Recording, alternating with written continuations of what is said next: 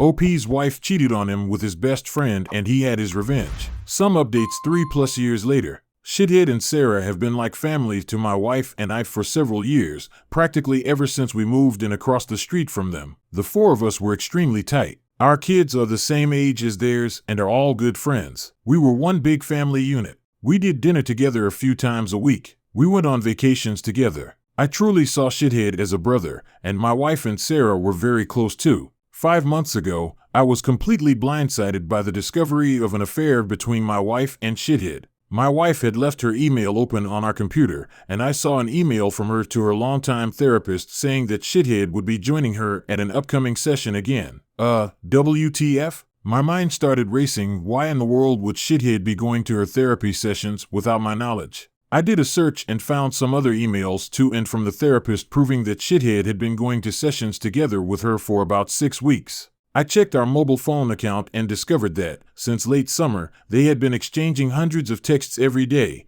peaking at nearly 500/day by the holidays. Speaking of the holidays, my wife and I hosted both of our families, parents, siblings, etc., for both Thanksgiving and Christmas dinner, and Shithead and Sarah joined us either for dinner or after dinner on both holidays. Text records showed that the entire time that they were at our house celebrating with our families, my wife and Shithead were texting each other across the room. They were doing that pretty much every time the four of us hung out, 4 months. And, all day every day just in general. But what bothers me the most is that they were doing it with Sarah and I right there. I confronted my wife with the evidence and she admitted that yes, she and Shithead had fallen in love. It just happened. I don't know how. But I love him and I just don't feel anything for you anymore. I'm sorry. They had gone on a school district trip together. Something had happened in her hotel room and things had moved quickly from there. She explained, as I lay face down on the couch, unable to look at her, that they had already made plans to move out and divorce me and Sarah, and while they didn't plan to move in together immediately because of the kids, they'd probably do so eventually. The meetings with the therapist were supposedly mostly for the purpose of finding a way to break this to me and Sarah as gently as possible because they were so very concerned for our well-being. Sarah and I are fairly certain that they weren't planning on telling us about the affair at all and were simply going to discover their feelings for one another several months down the line after they'd come up with some other reason to divorce the two of us.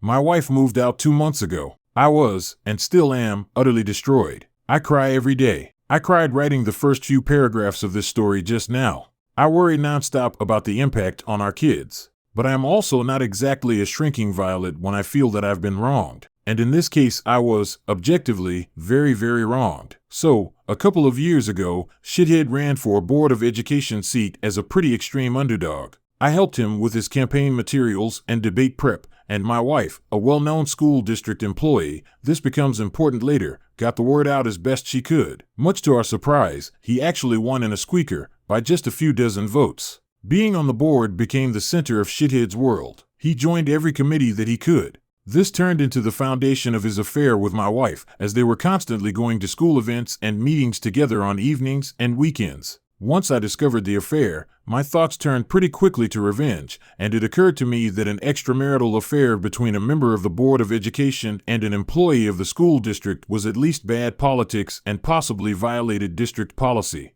Making things far worse for them was that my wife was in the running for an open administrative position, and everyone knew that she was more or less guaranteed the job and the major pay raise that came with it. She had just finished her master's degree in school administration at the urging of her principal and the superintendent so that she could be promoted to this specific position. I had plenty of evidence of the affair's texts from both of them admitting to it, text records showing that they were texting hundreds of times a day, emails to and from the therapist, etc. I considered simply emailing all of the evidence to the board and the superintendent, but felt like I, as the grieving, betrayed spouse, might not be seen as a credible source. So instead, I invented a fictitious furious friend who was planning on showing up to the next board meeting and publicly shaming the two of them for their affair. I told my wife that I tried to talk this person down but couldn't guarantee that they wouldn't show up and humiliate them publicly.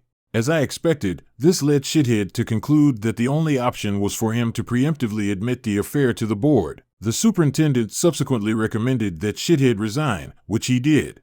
Sarah said that he was utterly humiliated and crushed, and barely got out of bed for a few days afterward. Once word of the affair and Shithead's resignation started getting around, the superintendent, a longtime friend of both my wife and Shithead, contacted my wife and tearfully informed her that it was no longer politically appropriate for her to be promoted to an administrative position within the district. The position that had been lined up for her was later filled by an outside candidate. This set waves of confusion and rumor throughout the district, as it was pretty well known that my wife was getting the job. The day after she was informed that she wasn't getting the promotion, my wife and I, despite our crumbling marriage, took our son out to breakfast together on his birthday, and a parent stopped by our table to congratulate her on her new role. She said thanks, then excused herself to go cry in the bathroom for a while. I let the dust settle for a couple of weeks, and then, right before my wife moved out, let them in on my little secret. There was never a furious friend threatening to expose them in the first place. Just me. Word of all of this has gotten around our fairly small town, which Shithead grew up in and my wife has worked in for nearly 20 years. My wife refuses to talk to me about how things are at work now, but I've heard from some people I know in the district that her formerly spotless reputation has taken a major hit. Shithead, formerly a gregarious social presence in our neighborhood and at events and pubs in town, has completely gone underground and barely emerges to mow his lawn.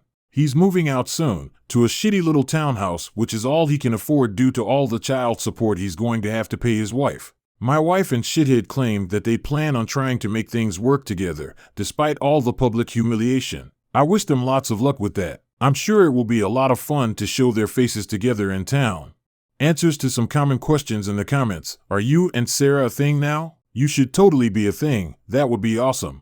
No, we're friends. We've been incredibly important to each other since this all started and have certainly gotten a lot closer, but not in the way everyone's thinking. This would all be so much harder to deal with if I didn't have her to lean on, and she says she feels the same way about me. We're going through basically the exact same situation with the same players. After all, Shithead hasn't moved out yet. Once he does, we plan to go back to getting the kids together more often like they used to. It'll never be the same, of course. She already does come over with the kids from time to time, but it's just tough with Shithead's constant presence across the street.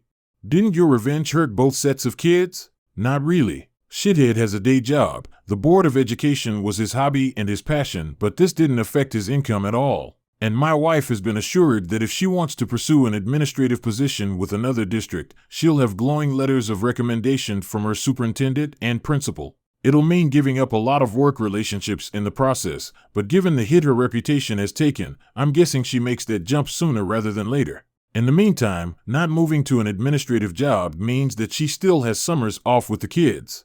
Why do you call her your wife instead of your former wife? We're working out ways through divorce mediation, but it isn't final yet. We'll be soon. Why didn't you notice all of the texting your wife was doing? Well, I did. It was really starting to piss me off. It was excessive. She has a big social circle and does tend to text a lot anyway, but it was really getting over the top, to the point where she was completely ignoring me and the kids. At one point in November, I asked her to agree to a no phones at the dinner table rule, which she agreed to reluctantly, but then would pout through dinner, and eventually she just started using her phone during dinner again. All that said, I was blind. Not only was the texting getting weird, but her relationship with Shithead was starting to make me uncomfortable. Sarah noticed it too and agreed. We confronted them a couple of times about it directly, and they both swore up and down that it was just school stuff that they were talking about. There was nothing else going on. And for whatever reason, we believed them, probably because the mind tends to refuse to see things that it doesn't want to see. Update, December 4th, 2022.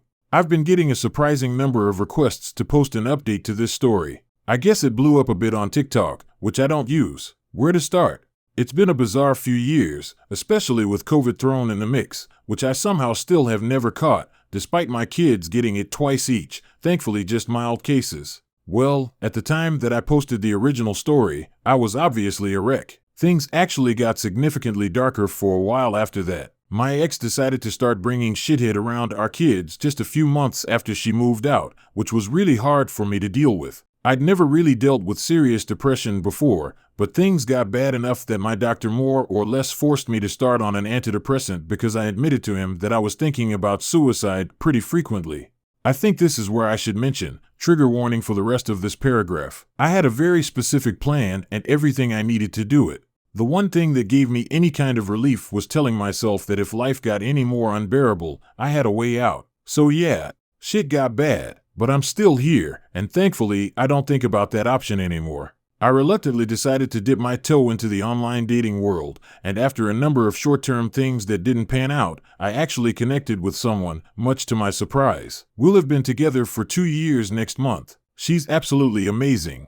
We don't live together, and for the time being we're both good with seeing each other a few times a week. Would I love to see her more? Yep. Am I ready to live with someone again and go all Brady Bunch with our respective kids? I'm not sure. For the time being, we have a lot of fun together, and that's more than good enough for me. As far as things stand with my ex and shithead, they're still together, but there seems to be trouble in paradise because my kids report that they almost never see him anymore. My kids don't like him at all, and they just avoid him when he's around, according to my older one. When all of this started, she had seemed confident that they'd be living together pretty soon, but they still don't, and as far as I know there are no plans in the works for that. They did buy a boat together, which I find hilarious for some reason. It just seems like the classic affair couple thing to do. Sarah took a long time to accept that her marriage was truly over, but once she did, she really did an admirable job of moving on. She engrossed herself in home improvement projects. She remains the same incredible mom that she's always been, and she's been in a FWB-type relationship, which is all she wants right now, with a nice, funny guy for almost 2 years. We hang out here and there, especially when my pool is open in the summer. We aren't nearly as dependent on each other as we were in the beginning, but we're still close friends. And no, still nothing more than that, which I'm glad about because the one thing this situation definitely never needed was more drama. My ex left the school district she was working for and took a job in a neighboring district. I have no idea what shithead is up to, nor do I care. I hardly ever see him except at the occasional school event. For a while there, I was worried that he'd look at me the wrong way and I'd wind up in jail for knocking him out in an elementary school cafeteria or something, but I just don't care enough about him anymore for that to be a concern. So, all in all, life is pretty okay right now. I do miss being a family. I still have nightmares about all of this stuff and deal with intrusive thoughts at times.